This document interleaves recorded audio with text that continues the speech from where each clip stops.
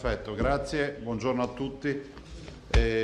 Come avete saputo oggi vi do il bollettino e poi vi lascio spazio per le domande. Allora, il totale di tamponi è 410.000, ne abbiamo fatti praticamente 9.000 in più rispetto a ieri.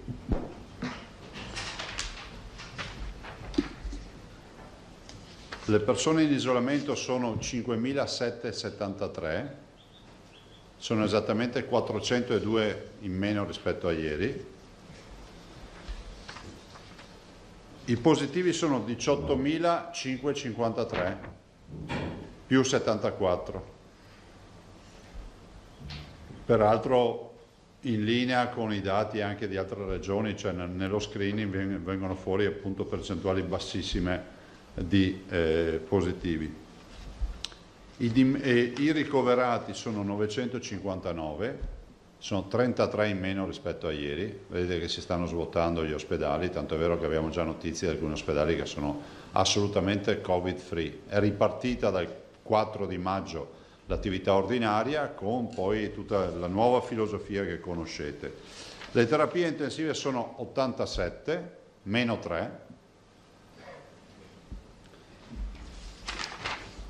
I dimessi sono 2.826, siamo a più 44, quindi calano le terapie intensive, calano i ricoverati e aumentano le dimissioni. I morti sono 1.235, però il totale è 1.589, 1.589 il totale, più 12, ieri era più 17. I nati 95. Allora guardate, altre due brevi considerazioni. Abbiamo spesso indicazioni sull'uso corretto della mascherina. Io continuo a dire che è fondamentale che la mascherina diventi un accessorio che ci accompagna in questa fase della vita. Devo anche dire che stiamo scrivendo una circolare, un'ordinanza, adesso vedrò come fare, perché giustamente molti ci segnalano l'incongruenza del fatto che, se è vero da un lato che ad esempio il podista, cioè chi corre a piedi, deve correre senza mascherina, è altrettanto vero che non lo può fare in mezzo ai passeggi pieni di bambini e di cittadini con la mascherina che stanno passeggiando tranquillamente.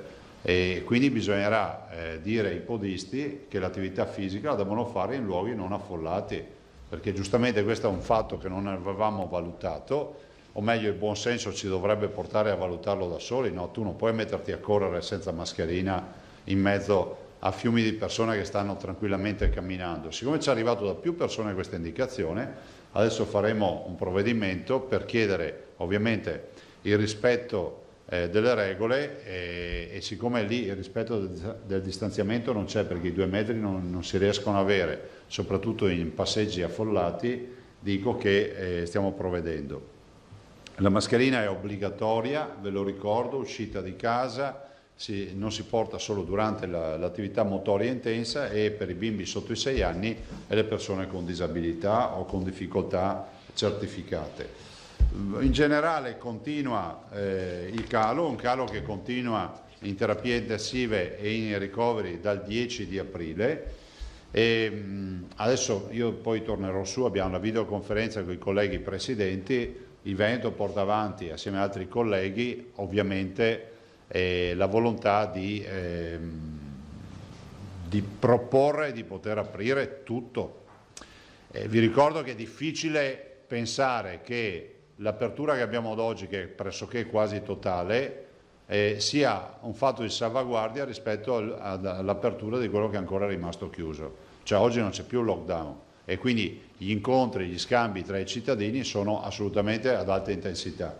Per cui pensare che il capro espiatorio di questa partita debba essere la parrucchiera, il barbiere, l'estetista o i negozi, decisamente no. Altri colleghi la pensano come me, io spero che il buonsenso imperi e si possa pensare a quantomeno dare la facoltà alle regioni di poter attivare delle aperture, magari giustificando con una relazione le motivazioni per cui si vuole aprire. Per quanto riguarda il Veneto siamo disponibili ad aprire tutto subito. Questa è la nostra visione. Ovviamente fatto salvo sempre gli indicatori sanitari e le regole che conosciamo. Non vorrei mai che qualcuno poi in un caso di reinfezione dica ma Zaia diceva che bisogna aprire tutto. Siccome c'è un sacco di lazzaroni dentro nei social e di gentaglia che non ha neanche, secondo me non avrebbe neanche diritto di avere un dominio social per le stupidate che scrive e per i commenti che fa, dico sono casi isolati ma esistono, è inutile che ci nascondiamo dietro al dito.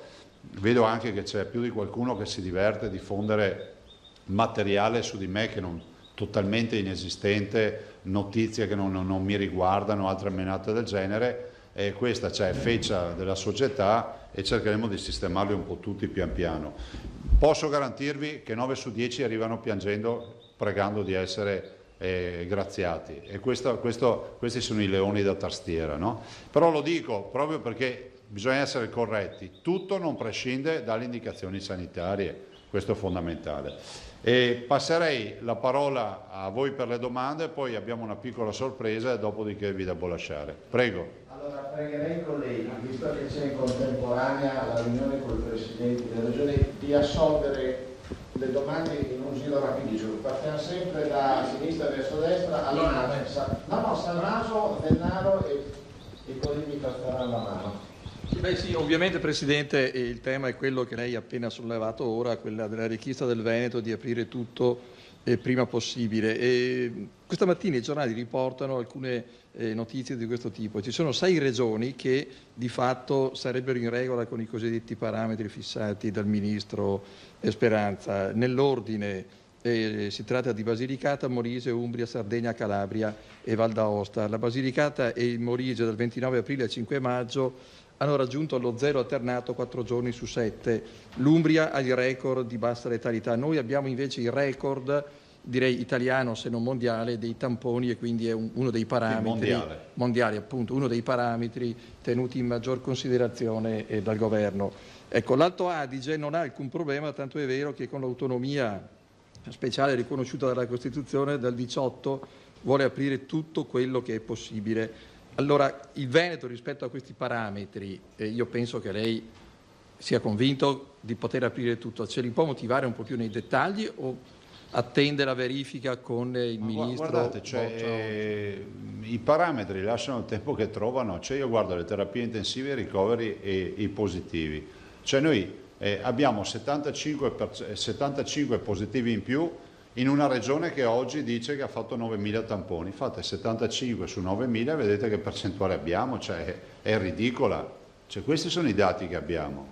Non abbiamo trovati su 9.000 1.000 positivi, perché quando avevamo i focolai viaggiavamo con cifre molto più importanti.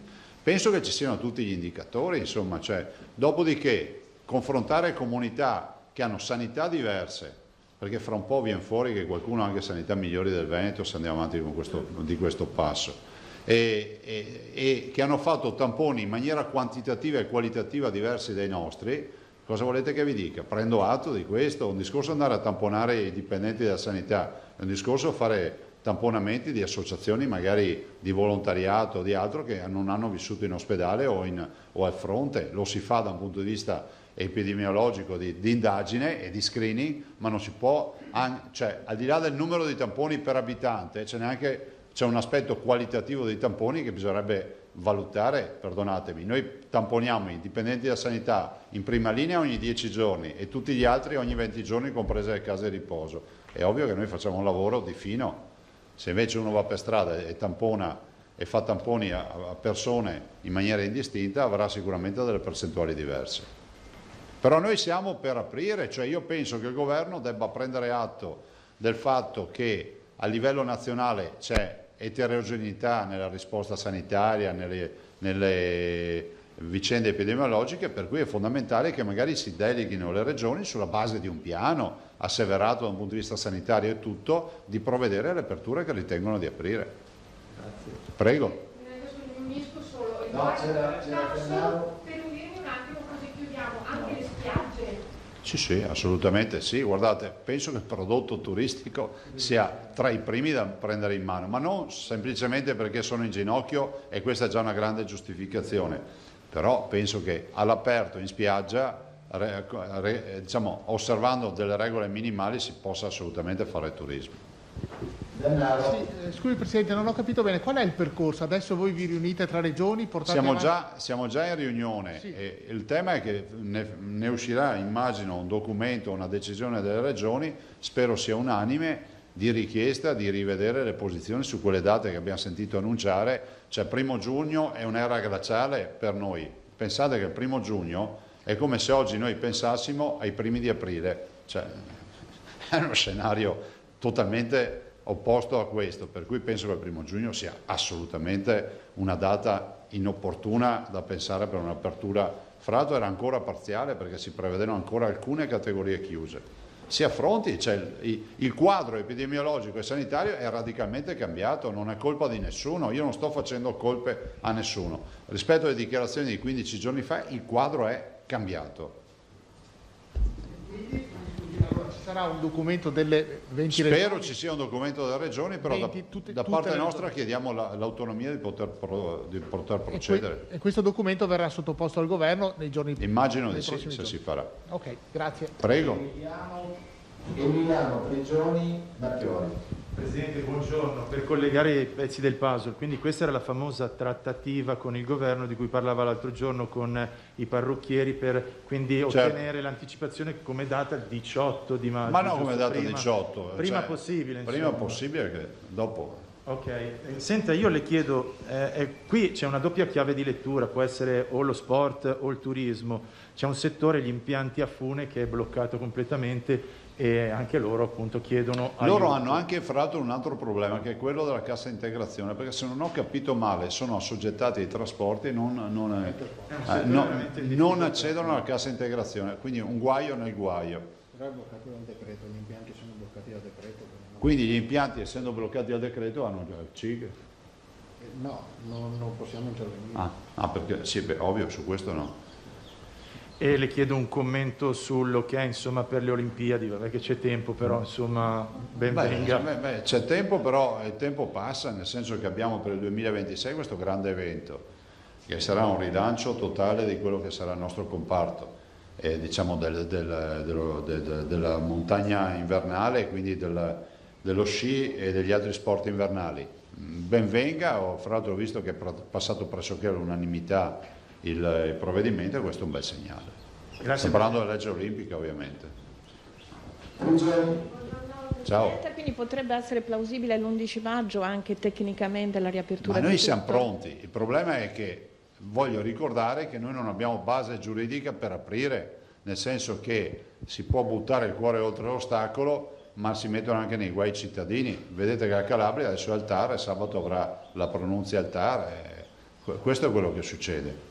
Per quanto riguarda il piano delle scuole, che ieri appunto l'assessore ha presentato, doveva presentare al governo, al Ministero, Ma al momento c'è non ne margine? sappiamo nulla? Niente. No.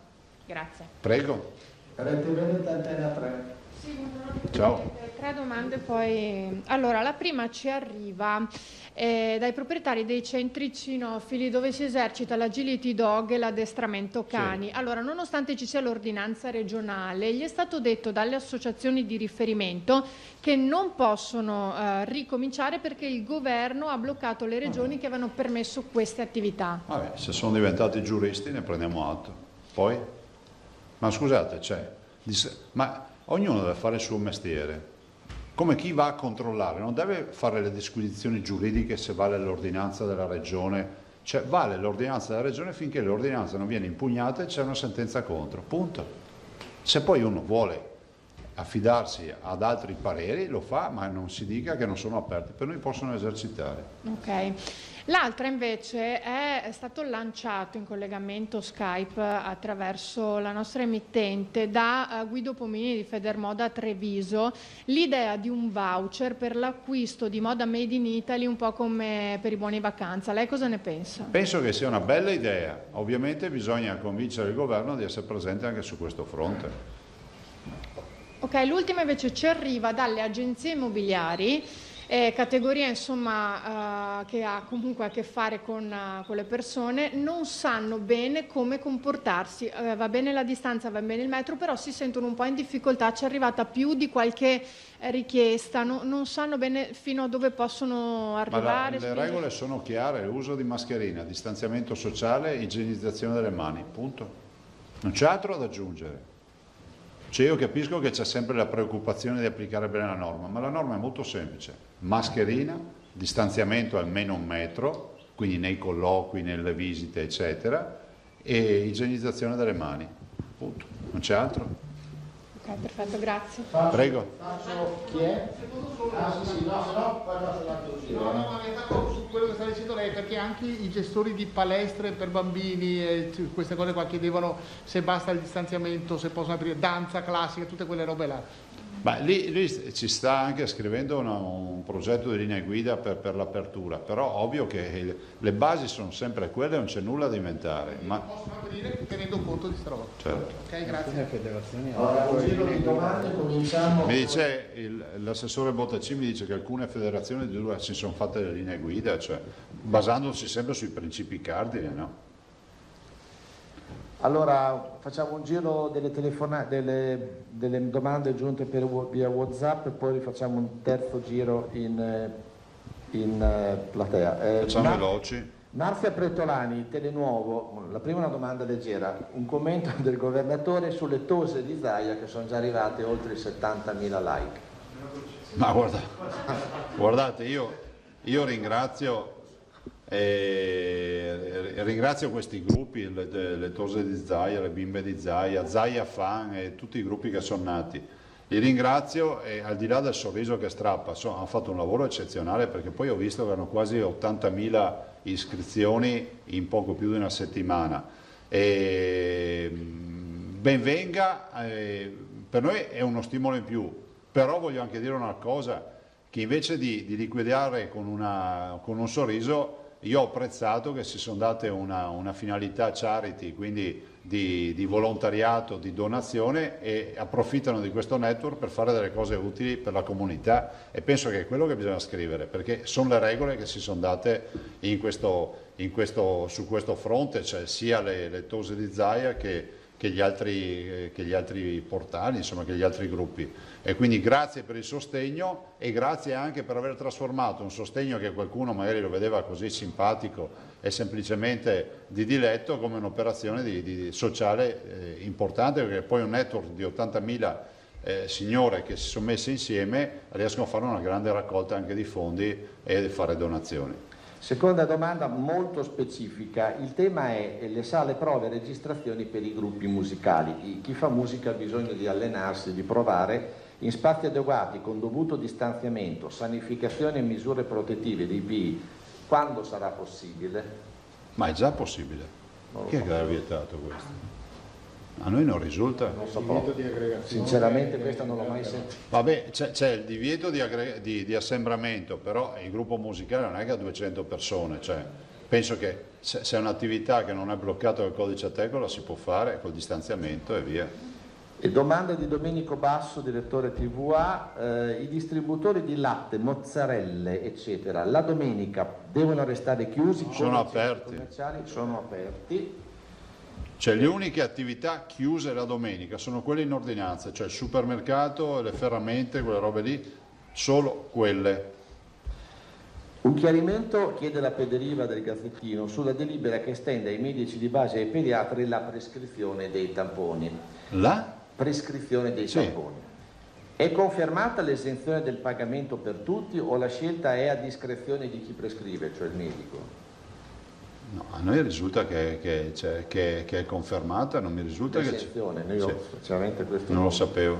Lo fa... verificheremo per essere più puntuali, ma a me risulta così. Verificheremo e faremo sapere anche perché in linea di principio non c'è una discrezionalità, cioè il tampone è un fatto obbligatorio nello screening. Se stiamo parlando di quello che arriva con un test dal laboratorio privato, allora capiamoci, il tampone si fa nel soggetto positivo sintomatico, no? Uno è a casa e via, dopodiché ci sono gli isolamenti e tutto, ci sono tutte le attività che si fanno, poi c'è il famoso tampone prescritto dal medico perché c'è il paziente che arriva che ha un test sierologico positivo e deve essere confermato dal tampone. In quel caso si va d'ufficio. Appunto, dice la seconda domanda è se appunto tutti chiedessero di sottoporsi al tampone perché è gratis, il sistema reggerebbe? Ma guardate, io apprezzo queste riflessioni. Allora, io non so più in che lingua spiegarlo. Quante me ne volete far fare tamponi al giorno? 20.000? 30.000? Scegliete voi un numero. Noi abbiamo un programma da 20.000 a regime, 30.000 per settembre, più se compriamo le macchine arriviamo a 50.000. Se compriamo le macchine, lo dico sempre a quelli che fanno le pulci di tutto quello che dico, del resto non hanno sempre il cervello acceso. E allora fate anche 50.000, giusto? Che mi sembra un po' troppi, facciamo 30.000. Siamo 5 milioni di venditi, fate la divisione e vi rendete conto cosa significhi fare tutti questi tamponi, quanti giorni ci vogliono. Cioè, è sicuramente in linea di principio. Sarebbe bello che tutte le mattine tutti potessero avere il tampone, ma vi ricordo che c'è un tempo materiale per farli, ci sono delle modalità, ci sono dei limiti di esecuzione e comunque vi ricordo che il tampone è una fotografia, è un'istantanea, perché anche tutta noi siamo quelli di tamponi, però l'obbligo di dire che non possiamo far credere ai cittadini che il tampone sia un test diagnostico che dura a vita, è una foto perché un istante dopo, siccome il tampone becca la positività in linea teorica il 7° giorno dall'avvenuto contagio, facciamo che tu lo dico banalmente, eri a 6 giorni e 11 ore e mezza, ti fai il tampone, dopo mezz'ora, dico una banalità, diventi positivo. Cioè, capire bene che cos'è un tampone e comunque se lo fai sotto i 7 giorni sei col virus in corpo ma non ti becca il virus. Antonella Benenfato, Asca News. Prima domanda, come procede l'interlocuzione col governo per anticipare riapertura parrocchiere? Ho già detto. Si è già detto. 2, sul fronte dei test sierologici, a che punto siamo? C'è una validazione? Ma ne abbiamo parlato in più occasioni, noi andiamo avanti con le sperimentazioni e anche sotto il profilo clinico vi ho detto che ci sono stati questi 12 pazienti trattati, presenteremo la relazione, ovviamente per un fatto di rispetto istituzionale prima verrà inviata all'Istituto Superiore della Sanità. Dati su R0 del Veneto, qual è al momento anche a fronte dei dati sul contagio? Cioè l'R0 a che punto è? Sotto lo 0,3. Sì, è sotto lo 0,3, è basso, però in tutta sincerità io sono ancora di quelli che guardano la pratica, no?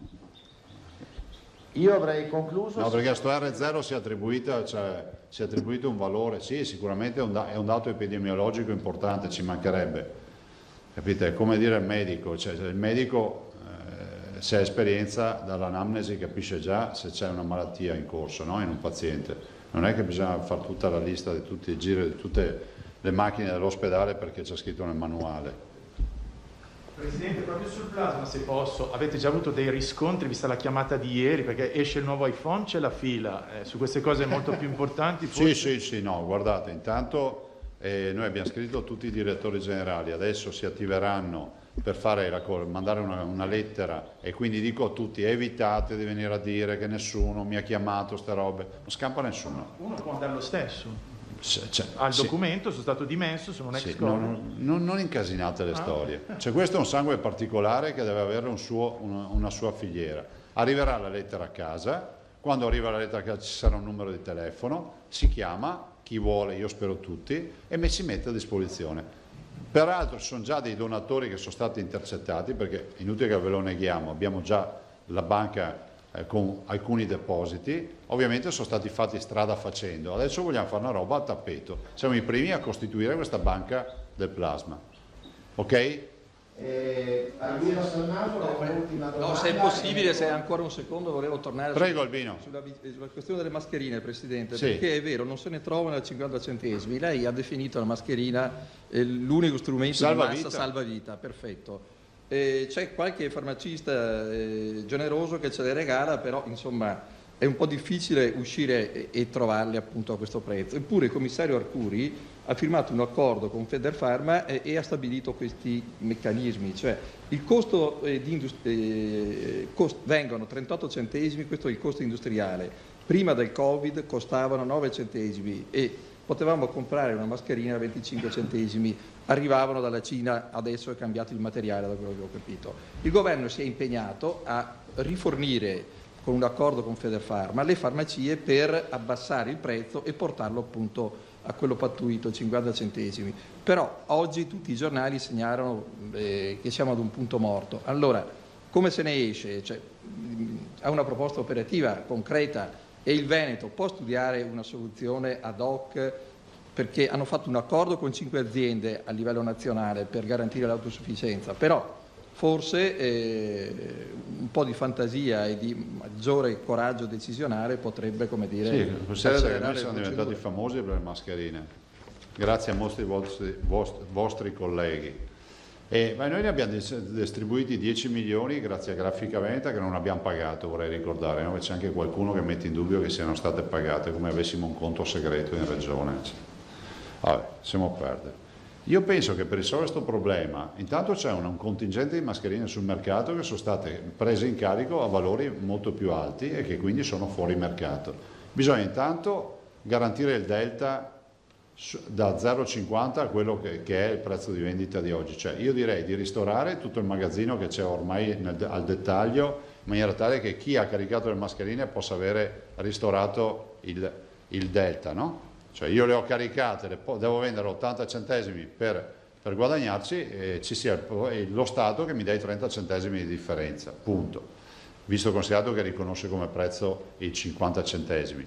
E dopodiché bisogna spingere, però guardate che la produzione nazionale di questi dispositivi, che è strategica, non prescinde dal fatto che si paghi e si sostenga la produzione da un punto di vista finanziario. È impossibile pensare che ci siano aziende che possano restare sul mercato nel momento in cui si apriranno tutte le frontiere e torneranno ad arrivare le mascherine chirurgiche cinesi o asiatiche che costano molto meno, hanno costi di vendita sul mercato, prezzi di mercato che sono inferiori ai costi di produzione italiani, questa è la verità. Rete Veneta, Antena 3, poi chiudiamo. Sì, Presidente, scusi, continuano ad arrivarci parecchie telefonate per chiedere quando si effettueranno i tamponi ai lavoratori dei supermercati. Ma quello era un progetto sperimentale. E oggi siamo concentrati su altri fronti che sono quelli degli ospedali, che sono quelli di molte imprese. Segnalerò anche questo aspetto, segnalerò anche questo aspetto. So che il professor Crisanti voleva fare dei tamponi, non so se abbia iniziato sul fronte dei supermercati. Ecco, poi un'ultima cosa, all'inizio lei ha parlato dei podisti. C'è una situazione a Venezia che già ha una specificità per la sua struttura e ci stanno arrivando più di qualche telefonata in cui dicono che tra le calli a volte l'ho detto prima. Esatto, quindi proprio riguarda anche proprio, ci sarà una specificità per la città o sarà una sorta No, in generale, cioè, guardate che stiamo parlando di una malattia, di un virus, non è che possiamo mettere i nomi delle vie, cioè, e scrivere dove bisogna andare a correre, ragazzi. Cioè, non c'è mai nessuno, io non vedo mai nessuno che mette le dita nelle prese elettriche. Perché non le mettono? Perché sa che c'è la scossa. Cioè, dobbiamo fare una roba a addestrare i virus a tirare la scossa, perché così tutti capiscono che c'è il virus in giro. Noi abbiamo concluso, Presidente. Adesso io vi do 2 minuti di un oratore speciale, l'uomo degli ovi. Damiano, vieni qua. Accogliamolo con un applauso, Damiano.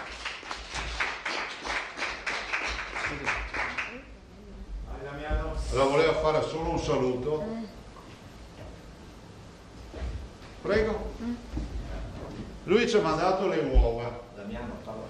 E poi sono nati i pulcini, oggi è venuto a controllare, ci ha portato anche altre attrezzature. Dì un po' l'idea che ti sei fatto. Sì, vai. No, che Vicino al microfono. sono venuto qua e niente, ho portato l'abbeveratoio, no, più che altro una ciotolina dove mettere il mangiare. Poi abbiamo portato qua la chioccia artificiale, abbiamo già spostato 3 pulcini e 2 sono ancora in incubatrice e un altro l'abbiamo aiutato a uscire prima. Sì. Posso portarne uno? Sì, sì.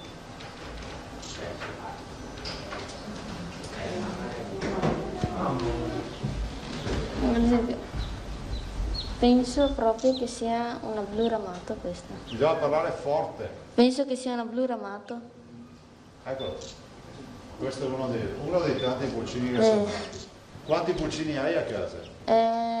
13. Come ti è venuto in mente di spedirne gli ovi? Vicino al microfono. No, non so, cioè, anch'io volevo fare una donazione e quindi ho pensato di donare delle uova, ecco. E ce ne ha date 30? 24. 24 uova. Allora.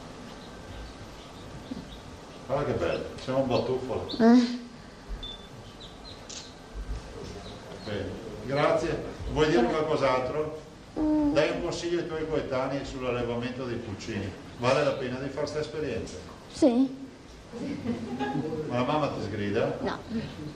Adesso dovete sapere che Damiano fa anche i tutorial su internet e spiega come affrontare il tema dell'allevamento del pulcino. Sì, non è facile.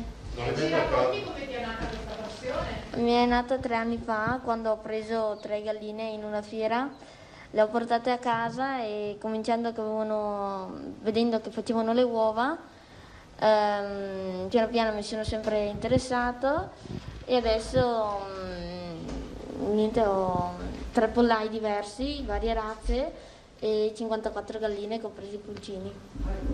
Allevamento.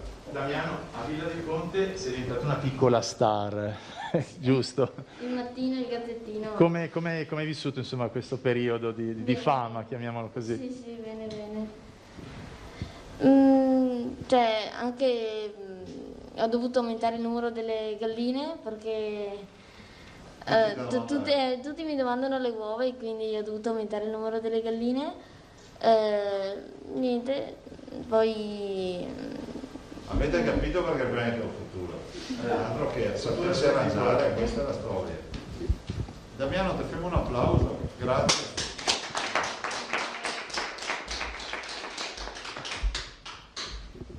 Grazie a tutti, buongiorno. Grazie.